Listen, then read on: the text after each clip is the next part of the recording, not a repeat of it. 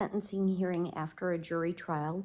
Does the state have victim rights notification? I believe I see Mr. Villaliz and his counsel here today with the advocate. That is correct. We are in compliance. All right, thank you.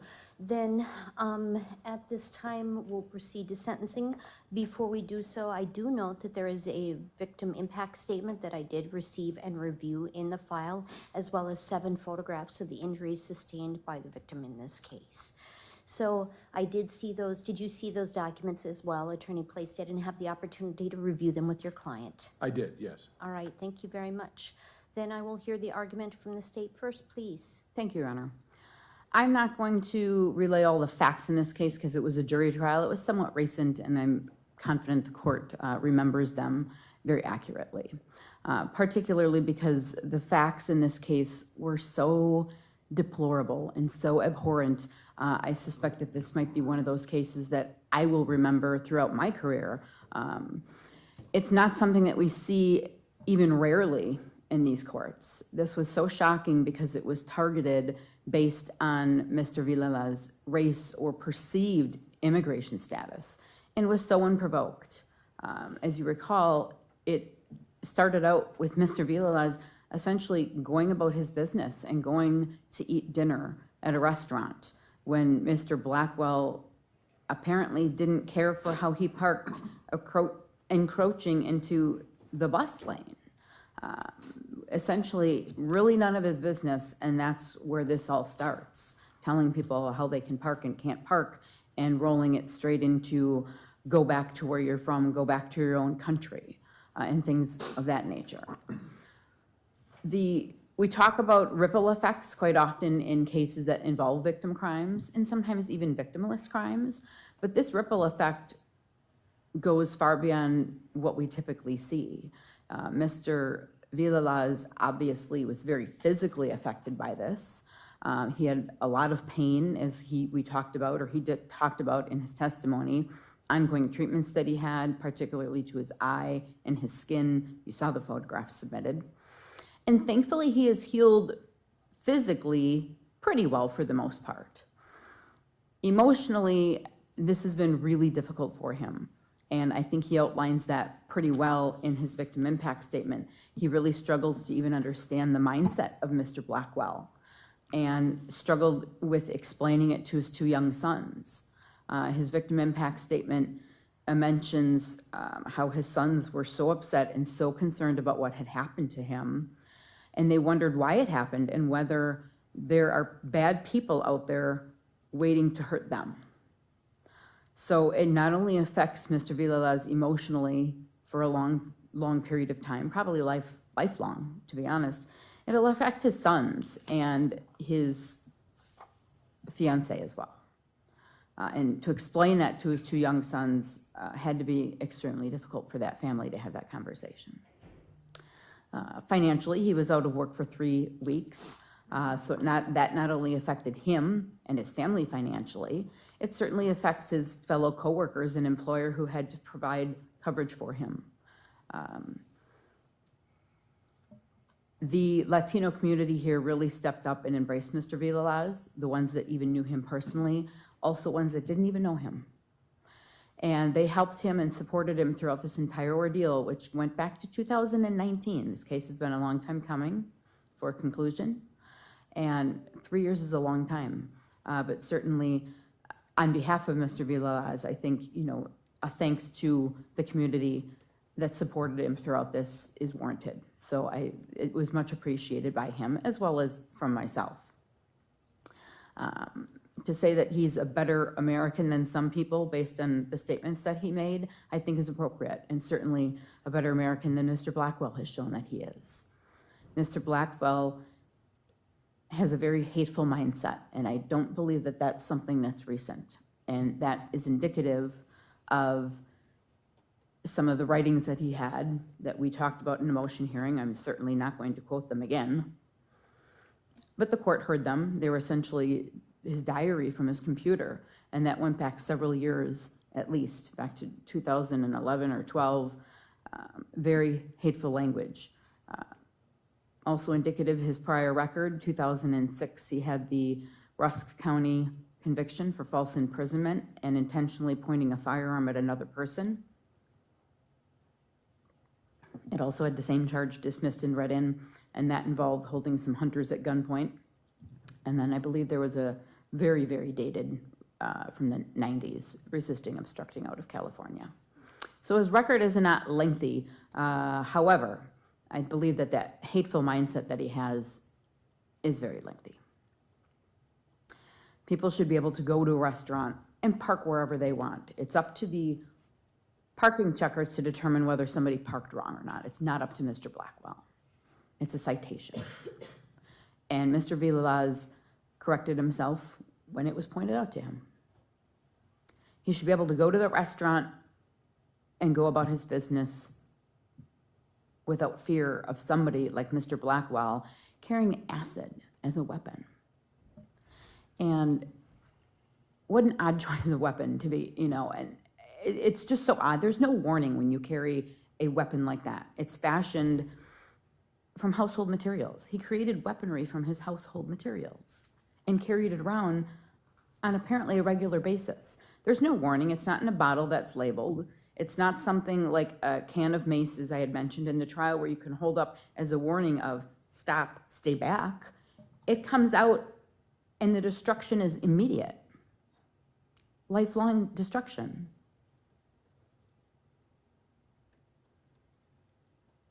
It's impossible to safeguard the community from somebody that fashions weaponry and carries it around like that. I think the only solution is to remove him from the community. So obviously, I'm not recommending probation. I think the court and defense counsel knows I'm not recommending probation here. Mr. Blackwell needs to be kept away from the community for the safety of the community, and that's one of the main objectives in sentencing. I don't think there's any rehabilitation here that will cure or fix his mindset, and he will continue to remain a danger to the community, and he needs to be removed, and I believe he needs to be removed for quite a long time for these vile, vile actions. I am asking that you sentence him to 10 years of initial confinement and 5 years of extended supervision. Thank you very much. All right, is there anything that Mr. Villalaz would like to say or his counsel? No, just the victim impact statement that he submitted. And again, I did receive and review that. Thank you very much. Attorney Plaisted, your arguments. Thank you very much, Your Honor. I appreciate your time today. During the trial and since the trial, I got to know Mr. Blackwell a little bit, certainly better than anyone in the courtroom. I drove him home every day that the trial was going on, spent some time with him then. I've spent time in his home since he was remanded to arrange for some affairs in his home because there's nobody else to do it. During the trial, I represented Mr. Blackwell as a lonely man, and indeed he is. I didn't see anything in the home that indicated anything other than that he was just there by himself, except for the times that he would go out down this bus route, go to Aldi's, or he said go to the check cashing place, and that's all he would do. The home presented as something that is constantly lived in. I didn't see anything in the home that indicated, of course, the police had the opportunity to review all the computers that were in there, and they had that information, most of it from 10 years or so ago. But I didn't see any manuals, I didn't see any books that were hateful. There's plenty of books out there having to do with racist beliefs or all the sorts of things that unfortunately are much more out in the world now than they used to be, with the propagation of some of these beliefs, such as replacement theory by people on media and some politicians. I didn't see any of that in the home. All I saw were books of history. And I don't think that, it doesn't appear, and there's no evidence, and I don't think it's the case, that Mr. Blackwell is part of any hateful organization. This is all, whatever beliefs he had were of his own design and of his own creation And he did have those beliefs that are reflected in Your Honors in the material that the state has brought out of his computers, but that's all they were. And there's nothing in that material that indicates I'm going to do something, I'm going to threaten, I'm going to hurt someone. So that's how Mr. Blackwell came to this situation as he's standing on the bus stop. True enough, it's the city's job and I guess the transportation company's job to keep their bus stops clear of people who are parking somewhat in the bus stop. And Mr. Blackwell said something. Mr. Villawell walked up to him and discussed it with him, and that's where the snowball began to roll down the hill, with Mr. Blackwell making comments that were not welcome, Mr. Villawell becoming more agitated about that. They separated. Mr. Villawell went across the street, moved the truck, came back, and they had the other conversation that resulted in this event. I know Your Honor said when the jury wasn't present during the trial that the use of sulfuric acid in this kind of situation is never reasonable. I don't know that that's the case. That's all he had. This is not something he concocted in his home.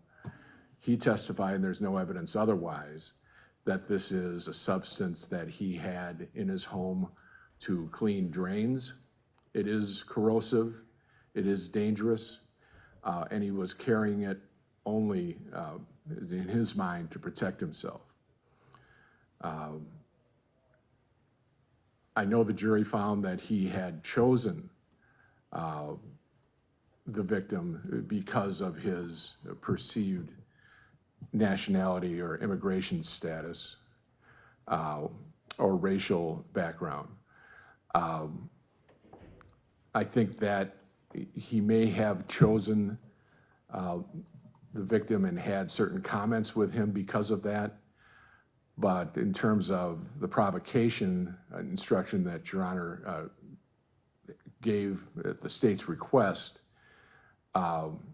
he wasn't trying to provoke the victim into making a move that would give him the excuse to put this substance on him. He was holding it, he felt threatened, and he threw it. Now, I think it can be perceived and the jury's verdict can be understood in terms of imperfect self-defense.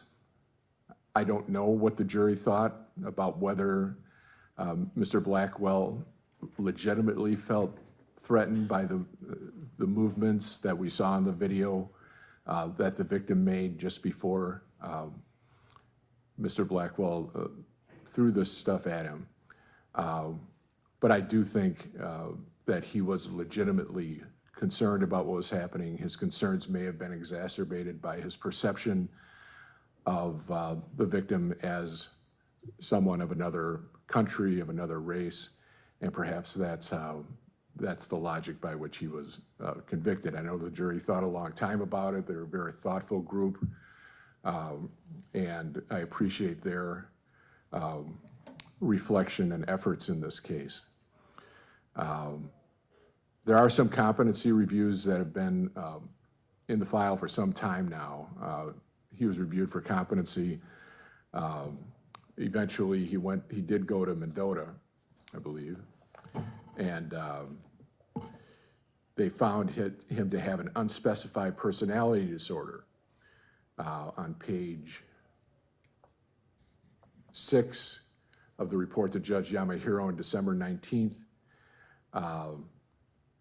They found that he had certain personality traits of several personality disorders, suspiciousness, lack of close friends or confidence, I believe that's the case, antisocial, irritability, lack of remorse, narcissistic, and he may have some of those traits that leads to the suspicions that led to him having a quick trigger on this thing that he did.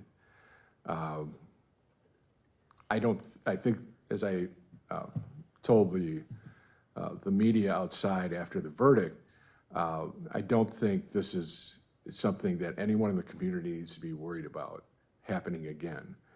This is a totally unique circumstance to Mr. Blackwell and Mr. Villalez and the things that happened that day. I don't think anybody's walking around the streets, and I hope they're not, holding a vial of acid or anything else looking to hurt someone because of their background. Milwaukee is a great city. I think it's safe for people of all persuasions, and I don't think anyone should take too much from what happened in this case, although I think people have taken too much based on limited information. And now that everything's been fleshed out in the jury trial, everybody has more information. And perhaps even if they bring themselves to it, somewhat of an understanding of Mr. Blackwell and what he was doing that day. He was not out that day to hurt anyone, but he did. And he stands here convicted as he is. In terms of, Your Honor, and I know Your Honor designs sentences to the extent you can, and every case is different, but have some sort of consistency for these kinds of convictions. Hate crimes are very rare in Milwaukee County. I'm not aware of another one, actually, that was successfully prosecuted. But in terms of first-degree reckless causing injury, usually that's with a gun. Sometimes it involves a prison sentence, sometimes it doesn't. And there's the hate crime enhancer.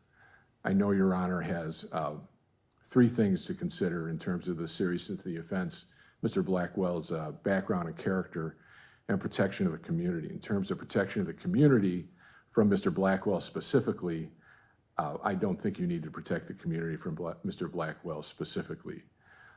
Certainly after this, if he lives through whatever sentence Your Honor gives him, and that's a big if, given his health circumstance, I don't think he's ever going to get himself in a situation like this again. In terms of the message to the community, that's for Your Honor to determine. I think it should be tempered in terms of the hate crime analysis of other sorts of hate crimes involving organized groups or people who have committed to a certain ideology. As I said, I don't think Mr. Blackwell has done that. All of his beliefs, such as they are of his own design, and he's not following anyone. He certainly does have probationary needs, if Your Honor gives him the benefit of that. Anger management, certainly control over his movements, although they're self-controlled because he's not going to change his behavior or where he's living or what he's doing or when he's doing it. He doesn't have the wherewithal to do anything else. He does have health issues. He's had 2 heart attacks in 2003 and 2012. He's on medication for his heart condition. He's disabled. He gets checks from the VA, and he's had that since 2008. He is, for the most part, immobilized at this point, except for the trips for his necessities that he has to do. And during the time that he was on GPS monitoring, he didn't even have that as far as going anywhere from that home. I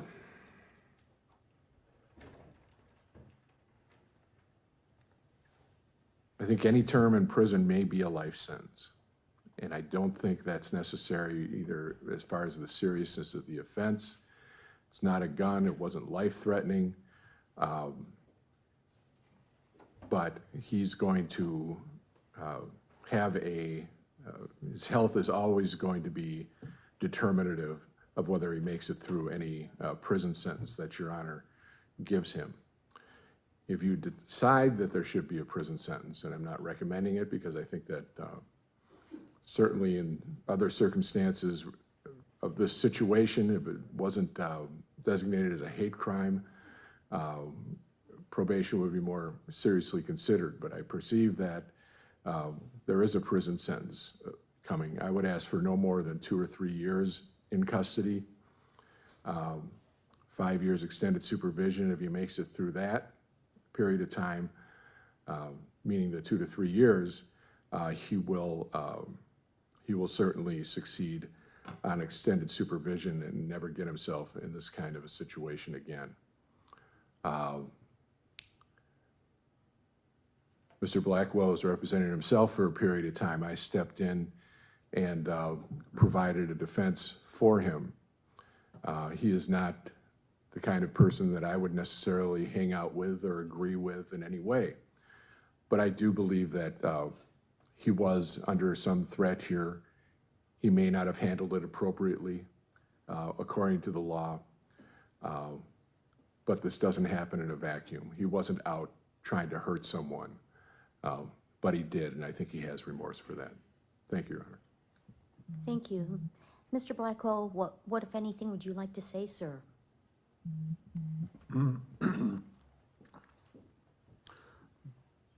That the court did comment on my strict adherence to the terms of the Justice Point terms. And the court commented that to the effect that my adherence to those terms was to perfection, with zero errors or mistakes. And that's simply the way I would be. Any terms imposed, I would adhere to them like that. Do you have anything that you'd like to say to Mr. Vallelise?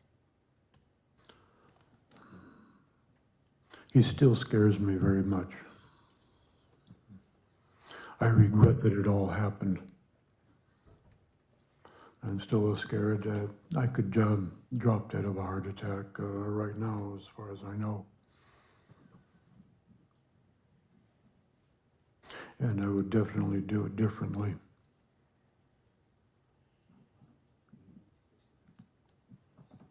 All right, thank you.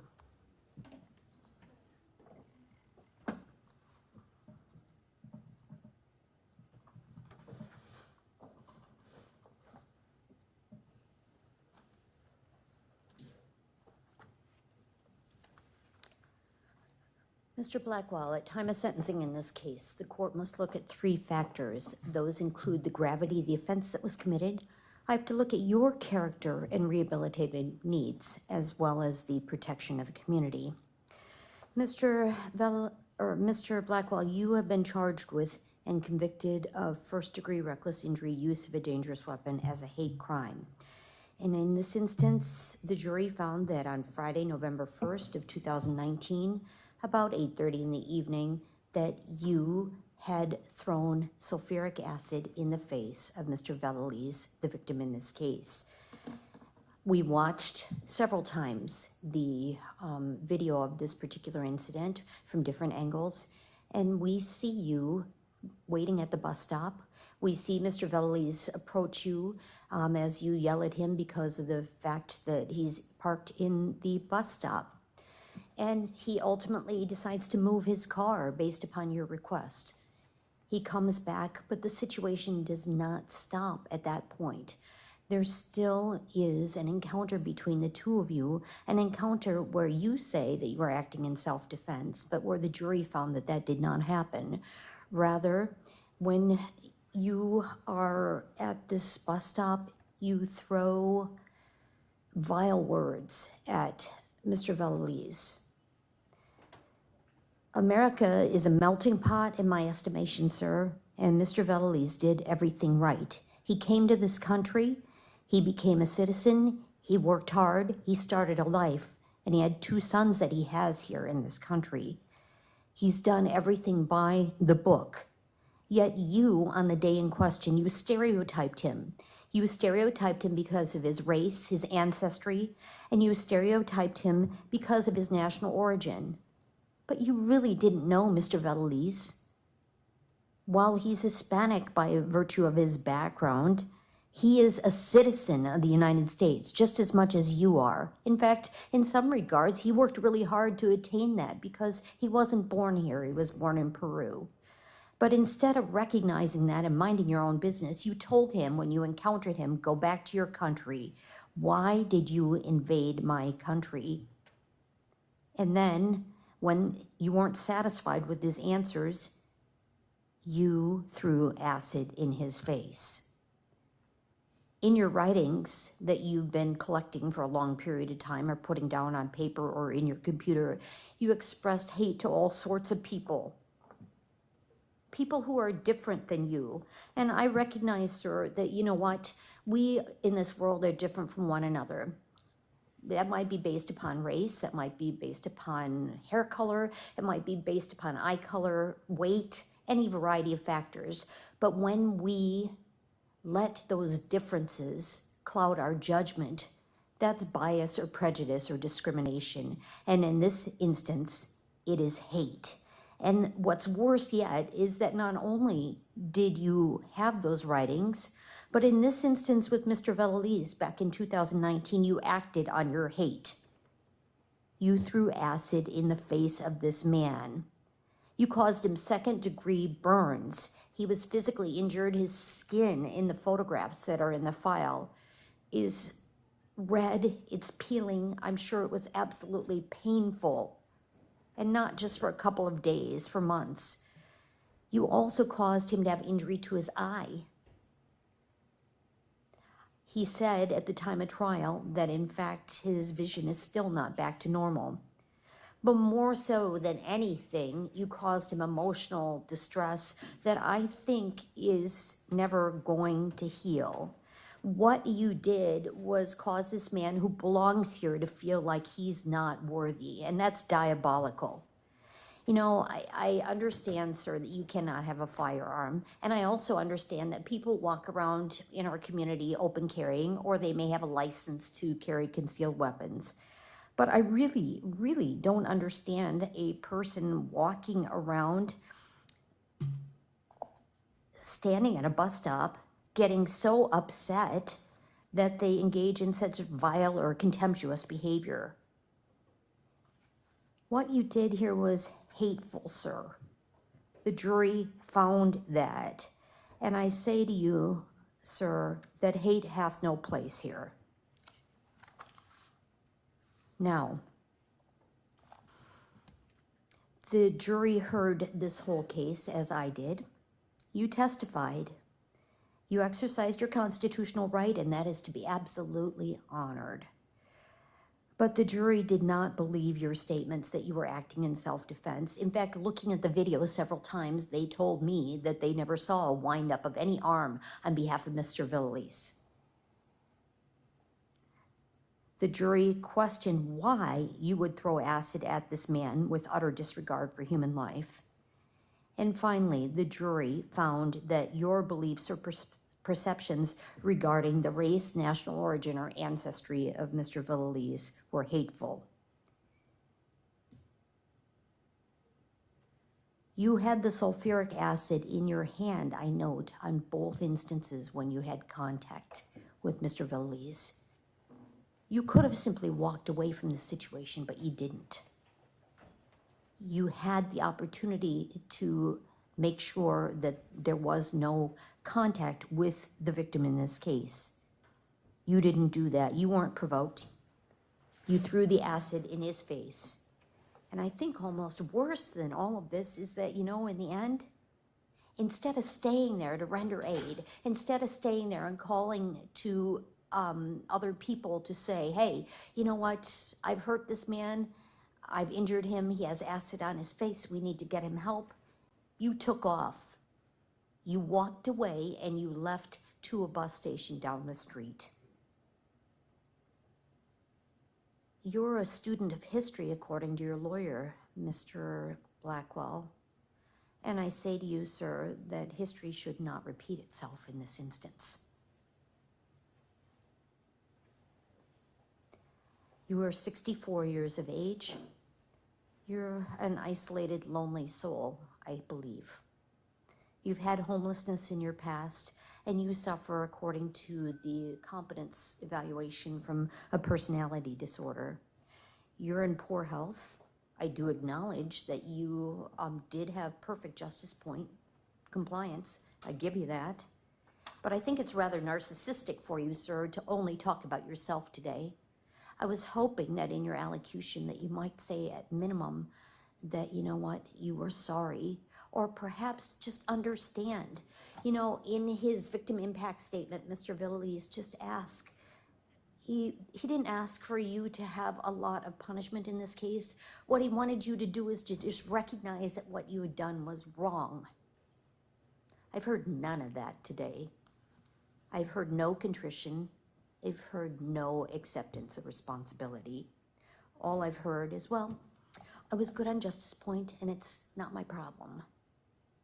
It is your problem, sir.